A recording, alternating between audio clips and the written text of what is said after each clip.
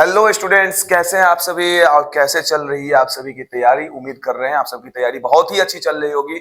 और मैं आपको बता दूं, आज जो हम लोग पढ़ने जा रहे हैं वो है रेडॉक्स अभिक्रिया को पढ़ेंगे।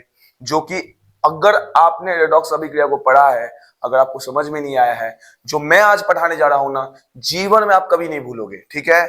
और रेडॉक्स अभिक्रिया को इतने शानदार जानदार तरीके से हम लोग सीखने जा रहे हैं, जिसका आप अभी देखोगे उदाहरण के साथ में इतना जबरदस्त तरीके से समझाने वाला हूं, जो कि एग्जाम के अंदर आता है तो आपको किसी भी तरह का कंफ्यूजन नहीं होगा इसके अंदर। ये मेरा वादा है। ठीक है। अगर अभी तक आपने बिहार एग्जाम पोर्टल चैनल को सब्सक्राइब नहीं किया है, लाइक नहीं किया है, शेयर नहीं किया है, जरूर करें। ठीक है। और आज जो हम लोग पढ़ने जा रहे हैं इस रेडॉक्स अभिक्रिया को, और रेडॉक्स अभिक्रिया के बारे में हम अच्छे तरीके से इस लेक्चर के अंदर समझने जा रहे हैं। ठीक है। और इसमें जो बहुत सारी बातें हैं, उदाहरण से हैं, जो कि बहुत ही महत्वपूर्ण है। ठीक है। तो चलो आज के क्लास को हम शुरू करते हैं, आरंभ करते हैं। तो रेडॉक्स अभिक्रिया है कि नहीं, अभी तक जो हमने सीखा, संयोजन सीखा, वियोजन सीखा, विस्थापन सीखा, द्विविस्थापन सीखा। ठीक है। आज हम लोग सीखने जा रहे हैं रेडॉक्स अभिक्रिया को, जैसे कि आप देख पा रहे हो। तो चलो स्टार्ट करते हैं रेडॉक्स अभिक्रिया को। ठीक है। उम्मीद करते हैं कॉपी पेन लेके आप सभी बैठे होंगे। चलिए लिखते हैं रेडॉक्स अभिक्रिया को और लिख करके फिर समझते हैं। पहली बात है, रेडॉक्स अभिक्रिया होती क्या है। तो रेडॉक्स अभिक्रिया की अगर बात करें तो देखिए, रेडॉक्स अभिक्रिया जो है बहुत सारे स्टूडेंट कंफ्यूज कर जाते हैं। ठीक है। तो कंफ्यूज नहीं करना है, ध्यान रखना है। वह रासायनिक अभिक्रिया, वह रासायनिक अभिक्रिया, वह रासायनिक अभिक्रिया जिसमें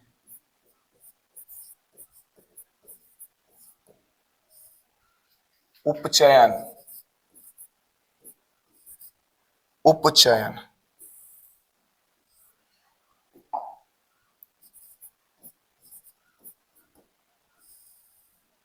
व अपचयन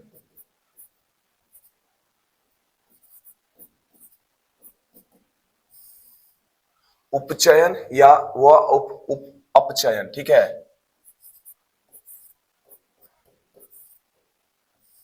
दोनों साथ में होता है।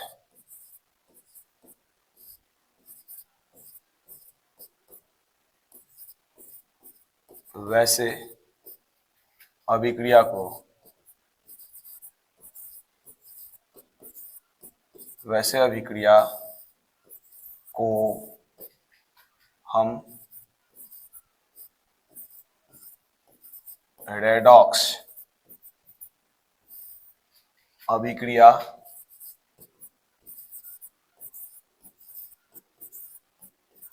कहते हैं। रेडॉक्स अभिक्रिया कहते हैं।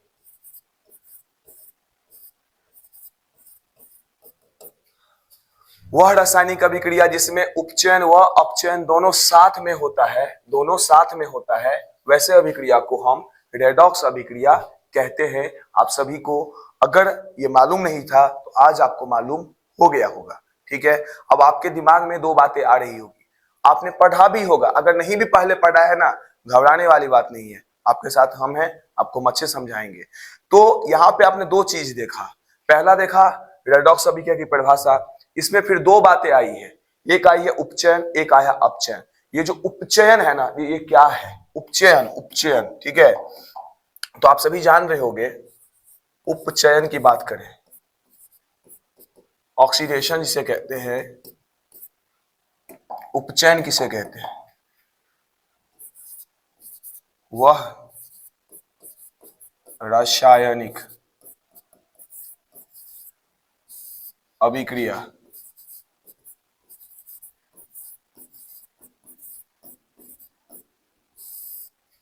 जिसमें ऑक्सीजन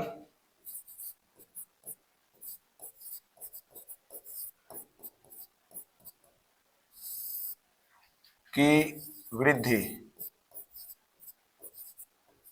ऑक्सीजन की वृद्धि हो तथा हाइड्रोजन का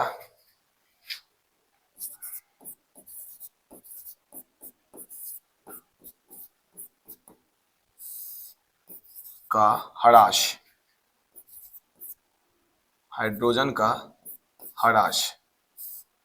ठीक है, तो उस, या इतना ही लिख दोगे तो हो जाएगा। ठीक है, वह रासायनिक अभिक्रिया जिसमें ऑक्सीजन की वृद्धि हो तथा हाइड्रोजन का ह्रास उपचयन कहलाता है। ठीक है, वह रासायनिक अभिक्रिया जिसमें ऑक्सीजन की वृद्धि होता है, ऑक्सीजन की क्या होता है, वृद्धि होता है तथा हाइड्रोजन का ह्रास होता है, उपचयन कहलाता है। इसी तरह अपचयन की बात करें, अपचयन की बात करें तो आपको ध्यान रखना है, अपचयन में ठीक इसके उल्टा होता है। अपचयन की बात करें,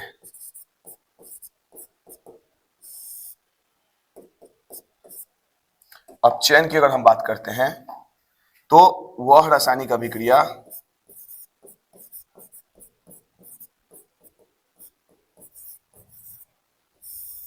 अभिक्रिया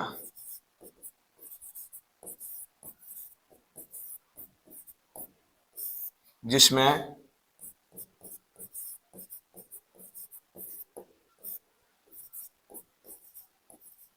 हाइड्रोजन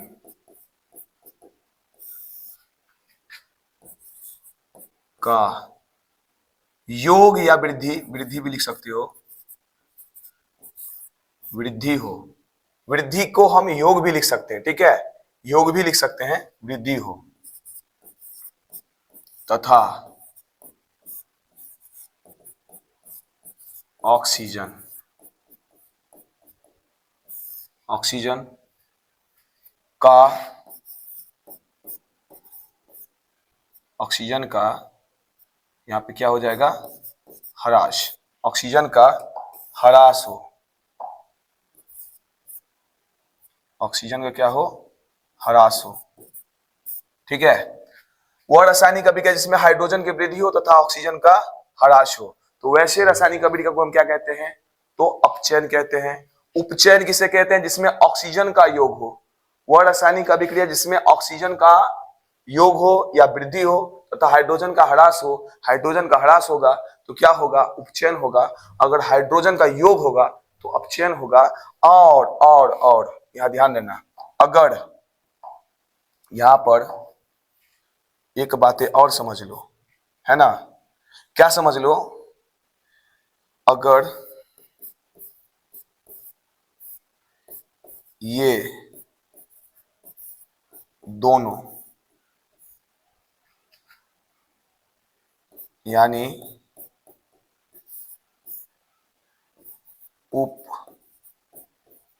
उपचयन और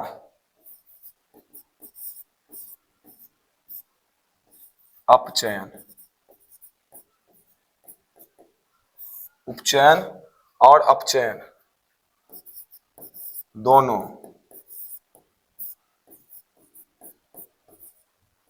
साथ में हो तो ऐसी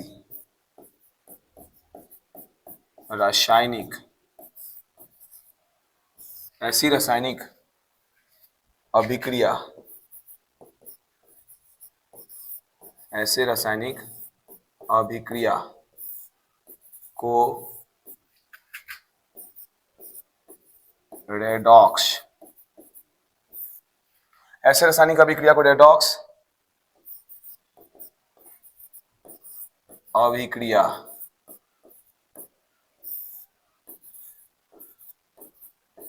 कहते हैं,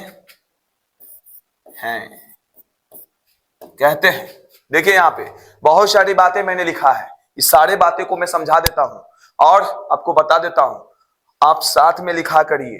अब बार बार ये बता रहा हूं, बिहार एग्जाम पोर्टल चैनल को अगर आपने सब्सक्राइब नहीं किया है, लाइक नहीं किया है, इस वीडियो को अगर आपको समझ में नहीं आया, कुछ भी बातें नहीं समझ में आए, कमेंट्स में जरूर लिखना, शेयर जरूर करना है ताकि और भी बहुत सारे स्टूडेंट्स को हेल्प हो सकता है। और आज के बाद मैं कह रहा हूं ना, 110% मेरा गारंटी है, रेडॉक्स अभिक्रिया आप कभी जीवन में नहीं भूलोगे। ठीक है, ये मेरा वादा है। अब देखो इस चीज को मैंने क्या लिखा, वह रासायनिक अभिक्रिया जिसमें उपचयन व अपचयन दोनों साथ में होता है, वैसे अभिक्रिया को रेडॉक्स अभिक्रिया कहते हैं। वैसे रासायनिक अभिक्रिया जहां पर ऑक्सीडेशन रिडक्शन दोनों साथ में होता है उसे हम क्या कहते हैं, रेडॉक्स अभिक्रिया कहते हैं, रेडॉक्स केमिकल रिएक्शन कहते हैं। इसी तरह अगर हमने आपको समझाया इसमें उपचयन क्या होता है, तो उपचयन आप पढ़े होंगे, नहीं पढ़े होंगे तो कोई बात नहीं, फिर से मैंने समझा दिया। उपचयन की बात करें तो वह रासायनिक अभिक्रिया जिसमें ऑक्सीजन की वृद्धि हो तथा हाइड्रोजन का ह्रास हो, उपचयन कहलाया जाएगा। वो रासायनिक अभिक्रिया जिसमें ऑक्सीजन जुड़ रहा है, हाइड्रोजन ह्रास हो रहा है, वैसे हम उस अभिक्रिया को क्या कहेंगे, उपचयन कहेंगे। लेकिन जहां पर हाइड्रोजन की वृद्धि हो और ऑक्सीजन का ह्रास हो, यानी हाइड्रोजन जुड़े और ऑक्सीजन निकल जाए, तो वैसे रासायनिक अभिक्रिया को क्या कहते हैं, अपचयन कहते हैं। अगर ये दोनों उपचयन और अपचयन दोनों साथ में होता है, ऐसे रासायनिक अभिक्रिया को रेडॉक्स अभिक्रिया कहते हैं। बोलो आपको समझ में आया कि नहीं, परिभाषा समझ में आ गया होगा, लेकिन आपको हम बता देते हैं, उदाहरण जब तक नहीं समझोगे ना तो आपको समझ में नहीं आएगा। अब उदाहरण को समझते हैं, उससे पहले कुछ और बातें हैं जो आपको ध्यान रखना है, ठीक है। ऑक्सीजन की वृद्धि हाइड्रोजन का ह्रास ही नहीं होता है, कुछ बातें और होता है जो आपको जानना जरूरी होता है। तो आइए कुछ बातें और आपको हम समझा देते हैं यहां पर, ठीक है। देखिए, कुछ विशेष बातें का आपको ध्यान रखना है। क्या रखना है, विशेष बातें का ध्यान।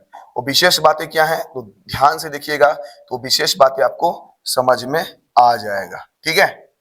देखिए, विशेष बातें के लिए मैं यहां पर, ठीक है, एक लाइन को लेता हूं।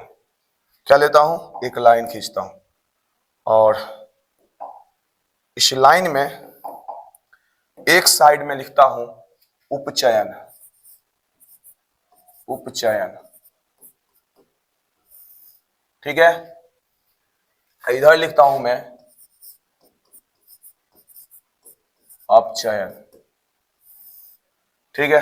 अब देखिए यहां पर एक साइड मैंने क्या लिखा, तो उपचयन लिखा, एक साइड हमने क्या लिखा, अपचयन लिखा। इसके कुछ विशेष जो है बातें हैं। तो इसमें जो है क्या होता है, उपचयन में क्या होता है, याद रखना, उपचयन जहां होगा ना वहां पर क्या होगा, ऑक्सीजन की वृद्धि या जुड़ना होगा, वृद्धि या जुड़ना होगा, या इसको लिख सकते हो विद्युत ऋणात्मक, विद्युत ऋणात्मक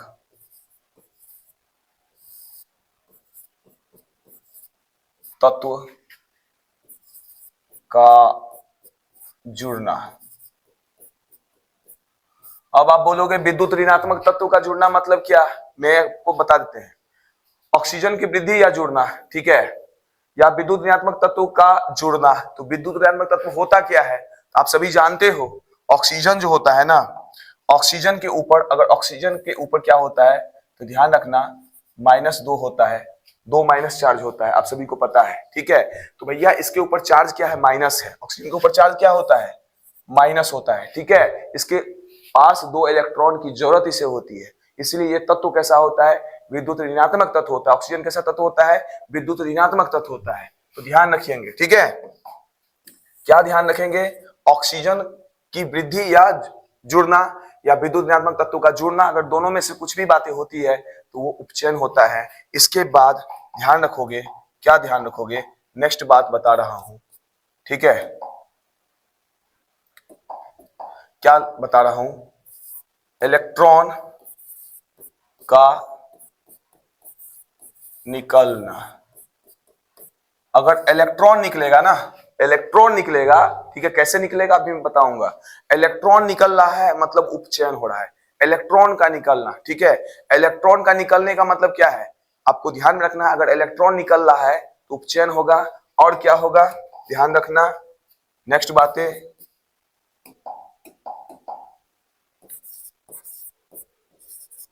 विद्युत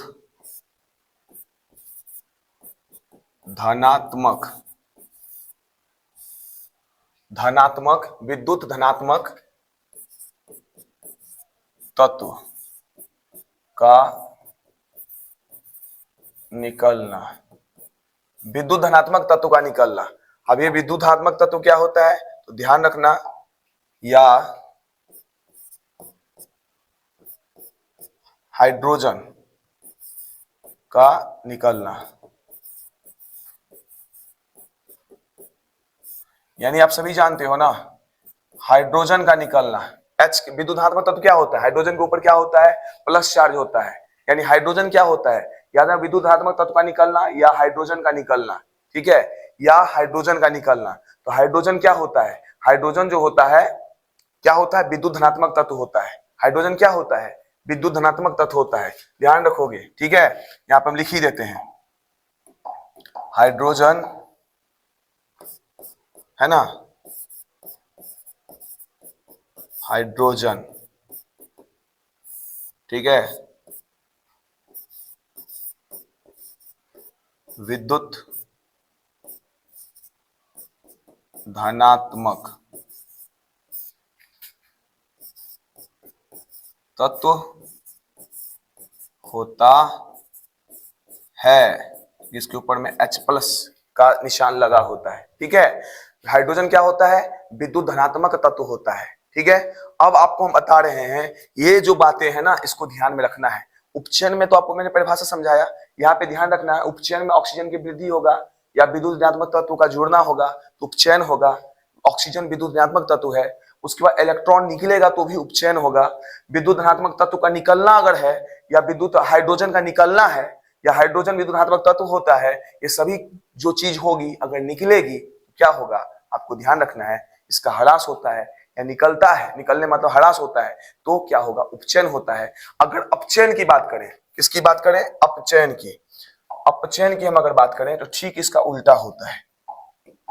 यहां पे ऑक्सीजन की वृद्धि या जुड़ना था तो यहां पे क्या हो जाएगा? ऑक्सीजन का यहां जुड़ना था तो यहां क्या होगा? निकलना, ऑक्सीजन का निकलना, ठीक है। अब देखो यहां पर, या विद्युत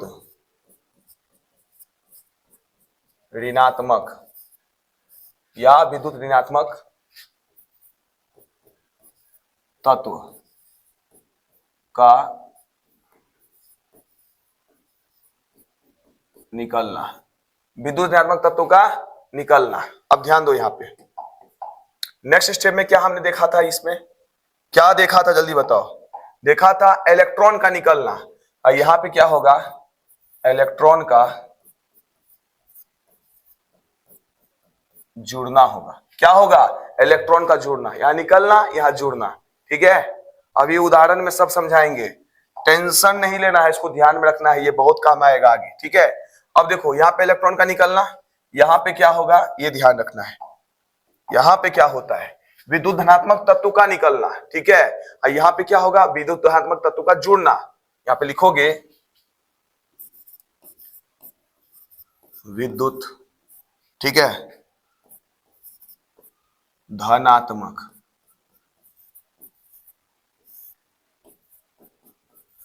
तत्व का जुड़ना, विद्युत धनात्मक तत्व का जुड़ना, या हाइड्रोजन का जुड़ना, या हाइड्रोजन का जुड़ना, ठीक है। यहां पे लिख दिए थे हाइड्रोजन विद्युत धनात्मक तत्व है, तो जो बातें यहां होती है ठीक इसकी विपरीत जो है ये बातें चेंज हो जाती है। यहां निकलता है तो यहां जुड़ता है, जो यहां जुड़ता है यहां निकलता है। उपचयन अपचयन इसी का नाम है, ठीक है। अब देखो बातें, कुछ परिभाषाएं आपको देंगे, कुछ परिभाषाएं आपको हमने लिखा, उस परिभाषा को आपने समझा, लेकिन कुछ उदाहरण जब तक नहीं समझोगे ना तब तक आपको समझ में नहीं आएगा। आपको आ रहा है कि नहीं आ रहा है कमेंट्स बॉक्स में जरूर लिखो। आपको समझ में आ रहा है कि नहीं आ रहा है? हम उम्मीद करते हैं आपको आ रहा होगा, और इससे बहुत ही आसान तरीके से मैं आपको समझाने जा रहा हूं, जो कि है इसका उदाहरण। देखिए उदाहरण, कुछ उदाहरण से आपको हम समझा रहे हैं। देखिए यहां पे क्या होता है, देखिएगा, जैसे कि ZnO है, ठीक है, जिंक ऑक्साइड है, इसको कार्बन के साथ अब अगर आप अभिक्रिया करवाते हो ना तो ध्यान रखना यहाँ पे क्या होता है, जिंक बनता है सॉलिड, और यहां पर CO गैस बनता है। ठीक है, अब यहां पे एक बात देखो, ZNO है, कार्बन के साथ अभी क्या करवाया, क्या बना, जिंक बना और कार्बन मोनोऑक्साइड अलग हो गया। अब देखिए यहां पे क्या हुआ है, हुआ क्या है, यहां पे हुआ ये है कि भैया ये जिंक था ना, इस जिंक का क्या हो गया है, इसमें से क्या हो गया जल्दी बताओ। इसमें से एक बात तो आप ध्यान दे रहे हो, ऑक्सीजन यहां से निकल गया है, ऑक्सीजन यहां से निकल गया है, ऑक्सीजन निकल गया है ना। अगर ऑक्सीजन निकल गया है तो ध्यान रखना जिंक का क्या हो गया है, तो अपचयन हो गया है। बोलो समझ में आया कि नहीं। जिंक में से ऑक्सीजन निकला, निकालने वाला कौन है, कार्बन, कार्बन लेके ऑक्सीजन लेके चला गया। इसका ध्यान रखना, जिंक था, ऑक्सीजन के साथ जुड़ा था, जिंक ऑक्साइड था, अब इसमें से ऑक्सीजन निकल गया है, ऑक्सीजन की हानि हुई है, यानी यहाँ पे देखो ऑक्सीजन की वृद्धि यानी ऑक्सीजन का निकलना। तो ऑक्सीजन जहां से निकलेगा ना यानी अपचयन होगा, ऑक्सीजन जहां से निकलेगा तो क्या होगा, अपचयन होगा, यानी जिंक का क्या हो गया, अपचयन हो गया। अब देखो नेक्स्ट उदाहरण आपको हम समझा रहे हैं, नेक्स्ट उदाहरण को देखो। नेक्स्ट उदाहरण में ये दिखा रहा हूं आपको, जैसे कि कार्बन है, Cu है, ठीक है, इस कार्बन को जब आप ऑक्सीजन गैस के साथ गर्म करते हो, ठीक है, ऑक्सीजन गैस के साथ क्या करते हो, गर्म करते हो, है ना, तापन देते हो, तापन देते हो, क्या होता है, CuO बनता है। कैसा बनता है, CuO, कॉपर ऑक्साइड। इसका रंग कैसा होता है पता है, इसका रंग होता है काला।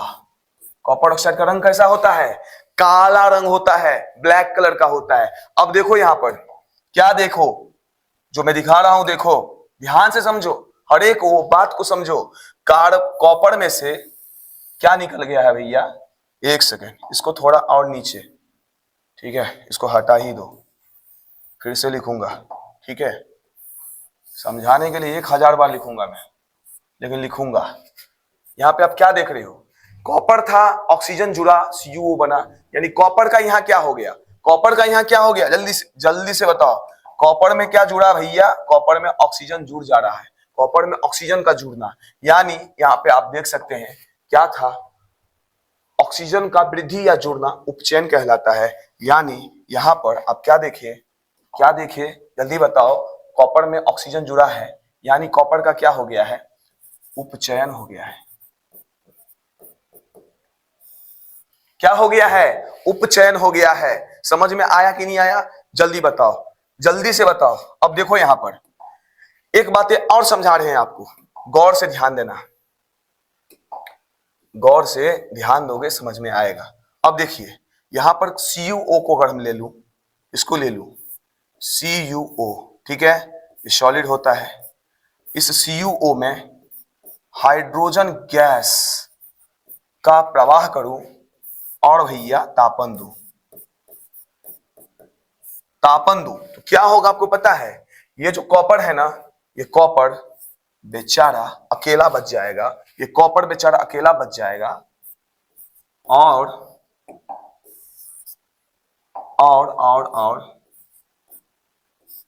इसकी ऑक्सीजन को लेके भाग जाएगी हाइड्रोजन, अब बना देगा H2O। क्या बना देगा, H2O बना देगा, ठीक है। अब यहां पे ध्यान देना, क्या ध्यान देना, कॉपर है, CuO है, हाइड्रोजन गैस के साथ अभी क्या करवाया, H2O बना। अब एक बात आपको समझ में आ रहा है, देखिए क्या देखना है जो मैं दिखाना चाह रहा हूं, यहां पर कॉपर है ना, तो यहां पे कॉपर में से ऑक्सीजन निकल गया, कॉपर में से क्या निकल गया, ऑक्सीजन निकल गया, ठीक है, कॉपर में से क्या निकल गया, ऑक्सीजन निकल गया, यानी ये कॉपर का क्या हो रहा है, यहां पे कॉपर में से ऑक्सीजन का निकलना यानी अपचयन, ठीक है। अब यहां पे ध्यान दो, ये हाइड्रोजन में जा करके ऑक्सीजन जुड़ गया, हाइड्रोजन में जाकर के ऑक्सीजन जुड़ गया, यानी हाइड्रोजन का यहां क्या हो रहा है, हाइड्रोजन में ऑक्सीजन जुड़ रहा है ना, तो हाइड्रोजन में ऑक्सीजन जुड़ रहा है तो क्या हो रहा है, ऑक्सीजन का जुड़ना, यानी याद रखना उपचयन। यहां पे क्या हो रहा है, उपचयन, यानी अपचयन उपचयन दोनों साथ में हो रहा है। अगर दोनों साथ में हो रहा है ना तो भैया आप सभी अभी जाने हो ना, अगर दोनों साथ में हो, अगर दोनों साथ में हो तो प्राय ऐसे अभिक्रिया को क्या कहते हैं? रेडॉक्स अभिक्रिया कहते हैं। क्या कहते हैं? रेडॉक्स अभिक्रिया।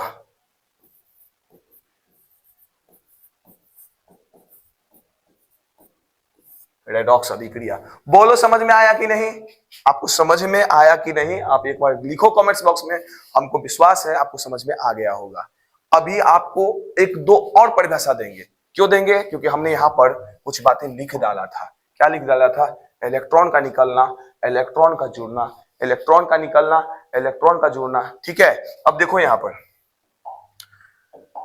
क्या, देखो ध्यान दो, गौर से देखना। तो ये तो आप समझ गए होंगे कि देखिए यहाँ पे कॉपर है, ऑक्सीजन है, ठीक है। तो कॉपर CuO है, इसमें से ऑक्सीजन निकल गया, तो ऑक्सीजन निकल गया तो क्या हो गया? तो ध्यान रखना, इसमें से जो ऑक्सीजन निकल गया ना, तो ऑक्सीजन निकल गया, तो जहां से ऑक्सीजन निकल गया तो अपचयन हो गया।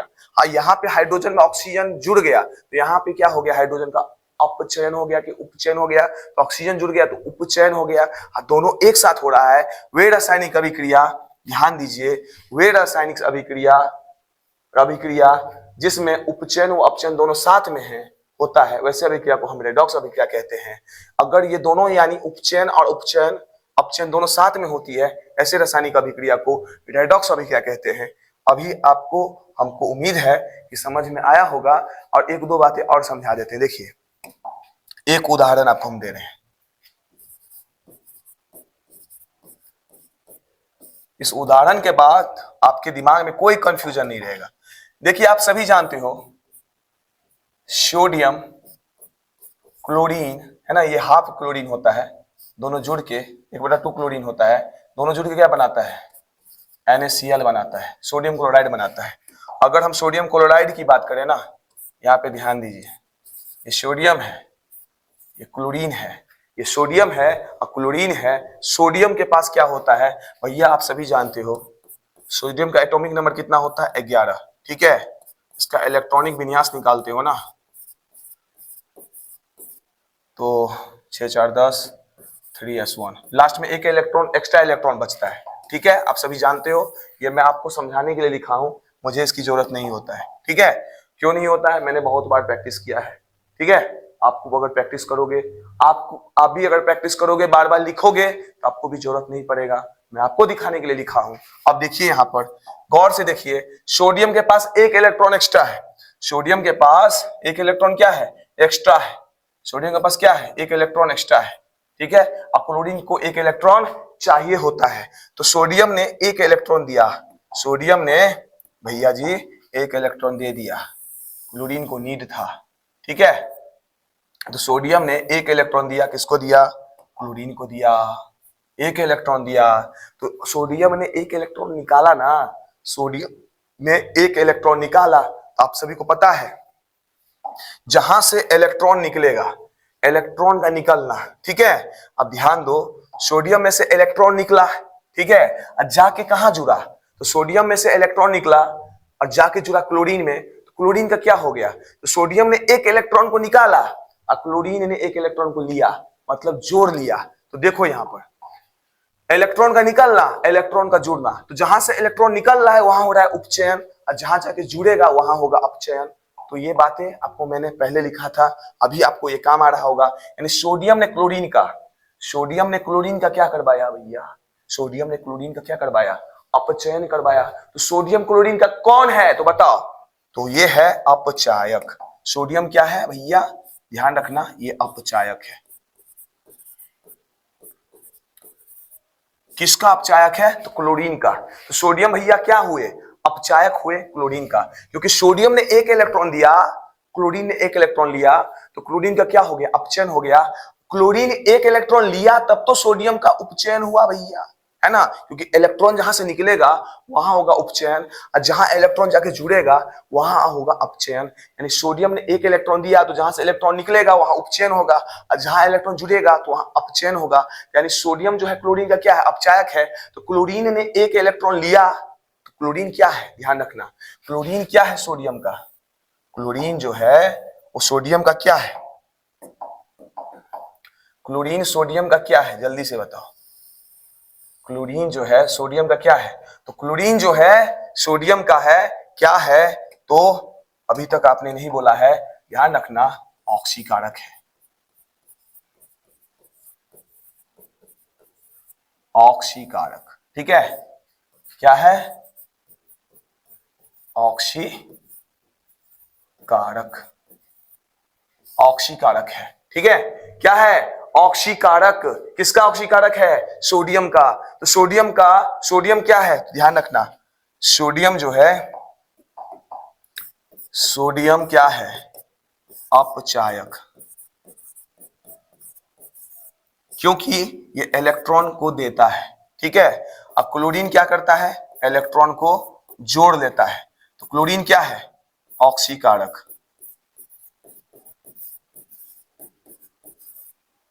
ठीक है, ऑक्सीकारक। क्लोरीन किसका ऑक्सीकारक है? सोडियम का, क्योंकि क्लोरीन लेगा इलेक्ट्रॉन तब ना उपचयन होगा, तो ऑक्सीकरण करवाएगा किसका? सोडियम का। तो सोडियम से इलेक्ट्रॉन लेगा तब तो सोडियम का उपचयन होगा, ठीक है। और अपचयन तब होगा ना क्लोरीन का जब सोडियम इलेक्ट्रॉन देगा। तो सोडियम क्या करवा रहा है? अपचयन करवा रहा है। तो सोडियम क्या है? क्लोरीन का अपचायक है। और क्लोरीन क्या है? सोडियम का उपचायक है, यानी ऑक्सीकारक है, ठीक है। तो आपको समझ में आया ना, ये दोनों चीजें होती है, इलेक्ट्रॉन निकलता है, इलेक्ट्रॉन जुड़ता है। और जब ये दोनों बातें होता है, इसे ही हम क्या कहते हैं? रेडॉक्स अभिक्रिया। बोलो समझ में आया कि नहीं आया? एक बार बता दो, क्या आपने सीखा है? ठीक है, आपने क्या सीखा है, जल्दी बताओ। आपने रेडॉक्स अभिक्रिया को सीखा है, इसकी परिभाषाओं को सीखा है, और इतने आसान तरीके से हम आपको समझाए हैं। अभी आपको कोई दिक्कत हमें लगता है नहीं होगा? होगा, बताओ। और ये सारी बातें मैंने लिखा, लिखने के बाद क्या जितना बातें लिखा उतनी बातें में जो जो बातें मुख्य होती है उसको मैंने पॉइंट बना के लिखा, और फिर पॉइंट बना करके लिखने के बाद इस तरह से आपको दिखाया है मैंने, ठीक है। जहां पे ऑक्सीजन जुड़ेगा वहां होगा उपचयन, और जहां से ऑक्सीजन निकलेगा वहां होगा अपचयन। और दोनों अगर एक साथ होगा तो भैया जितनी भी रासायनिक अभिक्रिया होती है ना, वो रेडॉक्स अभिक्रिया ही होती है। आपको समझ के रखना है, इलेक्ट्रॉन देता है, कोई इलेक्ट्रॉन लेता है, तभी ये रासायनिक अभिक्रिया होता है, ठीक है। नया यौगिक बनता है। यहाँ पे आप देख पा रहे हो प्राय, ठीक है, सोडियम और क्लोरीन। तो यहाँ भी जो है सोडियम ने एक इलेक्ट्रॉन दिया, क्लोरीन ने दिया। तो जहां से इलेक्ट्रॉन निकलता है उपचयन होता है, जहां जाके इलेक्ट्रॉन जुड़ता है वहां अपचयन होता है, ठीक है। और दोनों एक साथ हो रहा है तो भैया रेडॉक्स अभिक्रिया है। तो NaCl जो बनता है ये किसके कारण बनता है? रेडॉक्स अभिक्रिया के कारण ही बनता है। तो हम उम्मीद करते हैं आपको समझ में आया होगा। अगर समझ में आया होगा, है ना, तो आप क्या करोगे? बिहार एग्जाम पोर्टल चैनल के जो ये जो वीडियो है इसके कमेंट्स बॉक्स में लिखोगे। अगर अभी भी दिक्कत है तो जरूर लिख करके पूछोगे, और इस चैनल को सब्सक्राइब करके इस वीडियो को ज्यादा से ज्यादा लाइक करोगे, कमेंट्स करोगे, शेयर करोगे। उम्मीद करते हैं आपको समझ में आया होगा। अगर आपको इसका जो है स्क्रीनशॉट लेना चाहते हो, इसका स्क्रीनशॉट ले लो, ये भी ले लो, ये भी ले लो, और ये भी ले लो, ठीक है। हम उम्मीद करते हैं आपको अच्छे से समझ में आया होगा। तो चलिए फिर मिलते हैं नेक्स्ट क्लास में। और विकृत गंधिता, इसके कुछ इफेक्ट हैं हमारे दैनिक जीवन में। उपचयन अपचयन के कुछ इफेक्ट देखने को मिलते हैं, प्रभाव देखने को मिलते हैं, जैसे कि विकृत गंधिता और संक्षारण। इसके बाद का जो टॉपिक है बहुत इंपॉर्टेंट है, इंतजार करिए। फिर कल हम उपस्थित होंगे विकृत गंधिता और संक्षारण के साथ, और उसके साथ कुछ इंपॉर्टेंट क्वेश्चन आंसर के साथ। फिर मिलते हैं नेक्स्ट क्लास में, तब तक के लिए धन्यवाद। पढ़ते रहिए, मन लगा के पढ़िए। हम आपके 2027 का जो एग्जाम होने जा रहा है उसमें साइंस की तैयारी के लिए हम आपके साथ हैं, ठीक है। फिर मिलते हैं नेक्स्ट क्लास में।